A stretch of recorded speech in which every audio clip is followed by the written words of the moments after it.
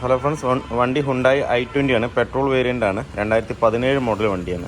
ഇതിൽ കംപ്ലയിൻ്റ് എന്ന് പറഞ്ഞു കഴിഞ്ഞാൽ, കസ്റ്റമറുടെ കംപ്ലയിൻ്റ് എന്ന് പറഞ്ഞാൽ മൈലേജ് തീരെ ഇല്ലെന്നാണ്. ഏകദേശം ഒരു 12-11 കിലോമീറ്റർ മൈലേജ് കിട്ടുന്നുള്ളൂ എന്നാണ് പറയുന്നത്.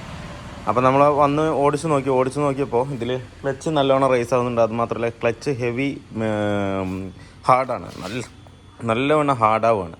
അതുപോലെ നല്ലോണം റേസും ആവുന്നുണ്ട്. വണ്ടി കറക്റ്റായിട്ട് മൂവ്മെൻറ്റ് കിട്ടുന്നില്ല. നമ്മൾ ഫോർത്ത് ഗിയറിലൊക്കെ ഇട്ട് വന്നിട്ട് ചവിട്ടി കഴിഞ്ഞ് കഴിഞ്ഞാൽ ഏകദേശം ഒരു 50-60 ആകുമ്പോഴേക്ക് എൻജിൻ സൗണ്ട് കൂടിയിട്ട് വണ്ടി ഒട്ടും തന്നെ നീങ്ങുന്നില്ല.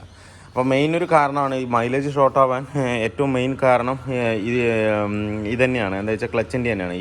ഇപ്പോൾ വരുന്ന വണ്ടികൾ മറ്റേ ഈസം പോലുള്ള മോഡലുകളുള്ള വണ്ടികൾക്കൊക്കെ മൈലേജ് ഷോർട്ട് ആവുകയാണെന്നുണ്ടെങ്കിലും പ്രധാന കാരണം ക്ലച്ച് തന്നെ ആയിരിക്കുള്ളൂ. വേറെ കംപ്ലയിൻ്റ് ഒന്നും വരാൻ സാധ്യത കുറവായിരിക്കും. സ്പാർക്ക് പ്ലഗ് അങ്ങനെയുള്ള കാര്യങ്ങളൊക്കെ ചാൻസ് കുറവാണ് വരാൻ. കംപ്ലയിൻ്റ് ഉണ്ടെന്നുണ്ടെങ്കിലും മൈലേജിന് വ്യത്യാസം വരും കേട്ടോ, ഇല്ല എന്ന് പറയണില്ല.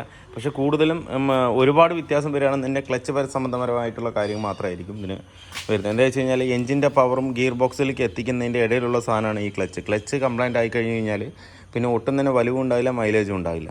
അത് പ്രത്യേകം ശ്രദ്ധിക്കേണ്ട കാര്യമാണ് ക്ലച്ചിൻ്റെ. എപ്പോഴും ക്ലച്ചിൻ്റെ കാര്യത്തിൽ നമ്മൾ മെയിനായിട്ട് ശ്രദ്ധിക്കണം. കാലോടുത്ത് റേസ് ആകുകയാണെന്നുണ്ടെങ്കിൽ പെട്ടെന്ന് തന്നെ മാറണം.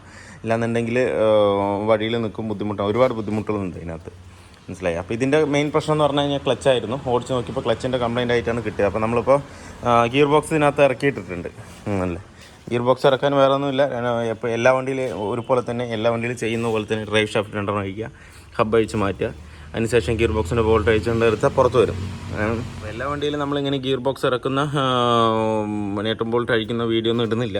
കാരണം എന്താണെന്ന് വെച്ച് കഴിഞ്ഞാൽ എല്ലാ വണ്ടിയിലും സെയിം തന്നെ ആക്സിലും കാര്യങ്ങളും ഇറക്കണം. ചുറ്റ് ബോൾട്ട് അഴിച്ച് കഴിഞ്ഞാൽ ക്ലച്ച് ഗിയർ ബോക്സ് പുറത്ത് വരും. ഇതിൻ്റെ കംപ്ലയിൻറ്റും കാരണങ്ങളും മാത്രമേ ഞാൻ പറയണുള്ളൂ. എന്താണെന്ന് വെച്ചാൽ അത് മാത്രം മനസ്സിലാക്കിയാൽ മതി.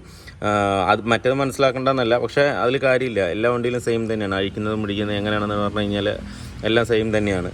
അതുകൊണ്ടാണ് ഓരോ വണ്ടിക്കും ഞാൻ ഒരുപാട് ഡീറ്റെയിൽ ആയിട്ട് കാണിക്കാത്തത്. കംപ്ലയിൻറ്റ് മാത്രം കറക്റ്റായി പറഞ്ഞു തരുന്നതും കാണിക്കുന്നതും അതുകൊണ്ടാണ്. അപ്പോൾ ഇതിൽ നമ്മൾ ക്ലച്ച് ഗിയർ ബോക്സ് ഇറക്കിയിട്ടുണ്ട്. ഗിയർ ബോക്സ് ഇറക്കി നോക്കുമ്പോൾ ക്ലച്ചിൻ്റെ അവസ്ഥ എന്ന് പറയുമ്പോൾ ഭയങ്കര തുരുമ്പാണ്. ഇത് കണ്ടത്, ഇപ്പോൾ അതൊന്ന് തുരുമ്പ് വന്നിരിക്കുകയാണ്. വണ്ടി ഏകദേശം ഒരു 2-3 മാസമൊക്കെ കുറച്ച് ഓടുള്ളൂ. അധികം കിലോമീറ്റർ ഒന്നും ഓടിയിട്ടില്ല. 40,000 കിലോമീറ്റർ എങ്ങാണ്ട് വണ്ടി ഓടിയിട്ടുള്ളൂ. അപ്പോൾ അതാണ്ട് ഇത് സ്ലിപ്പായി തുടങ്ങിയത്. ഒരഞ്ഞ പാട് കണ്ടണ്ട അതല്ലേ, ഏകദേശം തീരാറായി. സ്ലിപ്പും ആയി തുടങ്ങി. ആ തുരുമ്പിൻ്റെ അംശം മൊത്തം അതിനകത്ത് കിടന്നിട്ട് സ്ലിപ്പായി തുടങ്ങിയത്. നമ്മളിപ്പോൾ ഇതും നല്ല ഇത് വേണ്ട, ഭയങ്കര തുരുമ്പാണ്. അതുകൊണ്ടാണ് ആ ക്ലച്ച് പെഡൽ അത്രത്തോളം ഹാർഡായിരിക്കുന്നത്. ഇപ്പം നമ്മളിപ്പോൾ ഇതിൻ്റെ ക്ലച്ച് ഓയി തന്നെയാണ് എടുത്തിരിക്കുന്നത്. ഓയാണെന്നുണ്ടെങ്കിൽ ഇതിൽ PHC വാല്യൂ ഈ 2 കമ്പനിയാണ് ഹുണ്ടായിക്ക് കൊടുക്കുന്നത്, ക്ലച്ച് കൊടുക്കുന്നത്. അപ്പോൾ എന്തായാലും നമ്മൾ ഒറിജിനൽ തന്നെയാണ് എടുത്തിരിക്കുന്നത്. അത് ഈ പാർട്ട് നമ്പർ വെച്ചിട്ട് വേണം എടുക്കാനായിട്ട്. ഡിസ്കിൽ ചെറിയ വ്യത്യാസം വന്നാലും കുഴപ്പമില്ല, അത് കയറിക്കോളും. ഇത് കറക്റ്റായിരിക്കണം. 0271 ഇതാണ് ഇതിൻ്റെ നമ്പർ വരുന്നത്. അത് വാല്യൂലാണെന്നുണ്ടെങ്കിലും ഏതിലാണെങ്കിലും ആ നമ്പർ ഉണ്ടാവും. ഒറിജിനൽ ആ നമ്പർ തന്നെ കാണിക്കുന്നുണ്ട്. അപ്പോൾ PHC വാല്യൂ ഈ 2 കമ്പനിയാണ് ഇതിനകത്ത് കൊടുക്കുന്നത്. അതുമാത്രമല്ല ഇതിൻ്റെ ഫിംഗർ കംപ്ലീറ്റും അൺഈവനായിട്ടാണ് നിൽക്കുന്നത്. പൊങ്ങിയും തന്നിട്ടാണ് നിൽക്കുന്നത്. അതുമാത്രമല്ല അതിൻ്റെ ഫിംഗർ ഫുള്ളായി തേഞ്ഞു പോയിരിക്കുക. ഇങ്ങനെ വരുമ്പോൾ കറക്റ്റ് ക്ലച്ച് വർക്കിംഗ് കറക്റ്റ് ആവില്ല. നമ്മൾ പ്രഷർ ചെയ്യുമ്പോൾ ഒരു സ്ഥലത്ത് പൊങ്ങും, ഒരു സ്ഥലത്ത് താഴും. അങ്ങനെ ആകുമ്പോൾ സ്ലിപ്പിംഗ് കൂടാൻ ചാൻസ് കൂടുതലാണ്. ഈ ഒരു സ്പ്രിങ്ങിൻ്റെ ടെൻഷൻ കൊണ്ടാണ് കറക്റ്റായിട്ട് ഈ ക്ലച്ച് ഇത് ഫ്ലൈ വീലിലേക്ക് അങ്ങ് ഒട്ടിപ്പിടിക്കുന്നത്. നമ്മൾ ക്ലച്ച് അപ്ലൈ ചെയ്യുമ്പോൾ ഈ സ്പ്രിങ്ങിനെയാണ് നമ്മൾ താഴത്തേക്ക് തള്ളുമ്പോൾ ഉള്ളിലുള്ളത് ഫ്രീ ആവും. അങ്ങനെയാണ് ഫ്രീ ആയി കറങ്ങുന്നത്. അതുപോലെ തന്നെ റിലീസ് ബെയറിംഗ് നമ്മുടെ ഇതിനകത്ത് കംപ്ലീറ്റ് ആയിട്ട് പോയിട്ടുണ്ട് അല്ലേ. ചുമ്മാ തിരിക്കുമ്പോൾ തന്നെ കറക്ക് എന്ന് പറഞ്ഞ് ഇങ്ങനെ സ്റ്റെപ്പായിട്ടാണ് വരുന്നത്.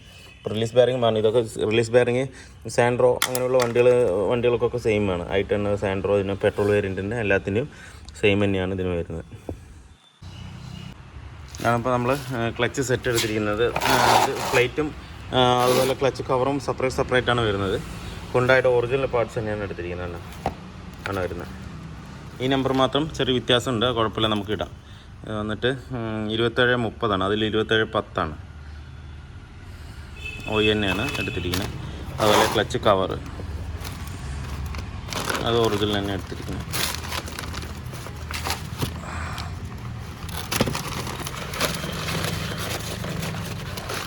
അങ്ങനെ ക്ലച്ച് കവർ വരുന്നത്.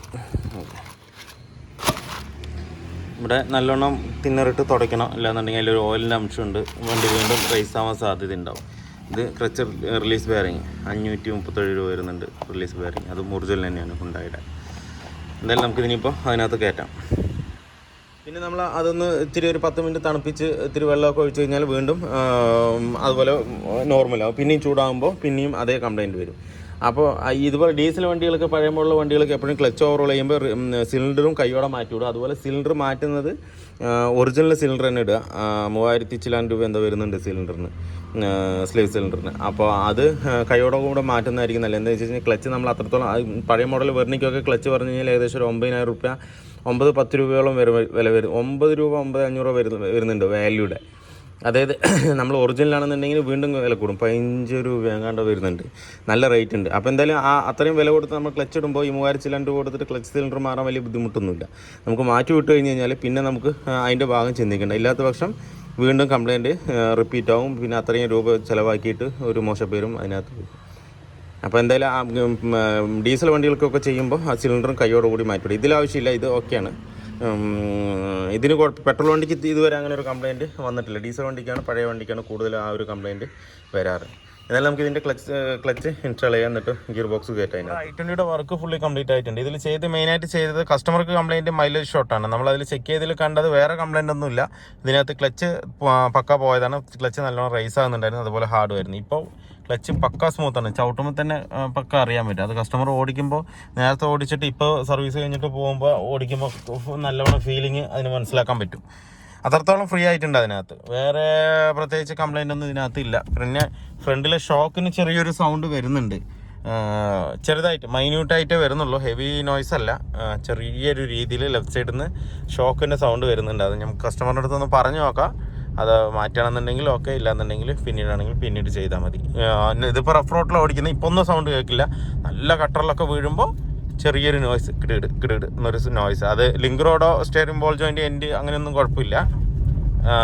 ഫ്രണ്ട് ഷോക്കിൻ്റെ സ്റ്റെമ്മിൻ്റെ സൗണ്ടാണ് വന്നുകൊണ്ടിരിക്കുന്നത്. അത് ഒരു ഷോക്കിന് വന്നിട്ട് 1400 രൂപ എങ്ങാണ്ട വരുന്നുണ്ട് അതിനകത്ത്.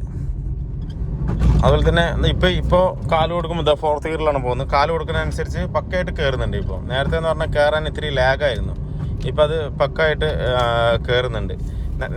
നേരത്തെ ഞാൻ 45,000 കിലോമീറ്റർ എന്നാണ് പറയുന്നത്. 40 കേട്ടോ, 85 കിലോമീറ്റർ ഓടിയിട്ടുണ്ട് വണ്ടി. 45 അല്ല.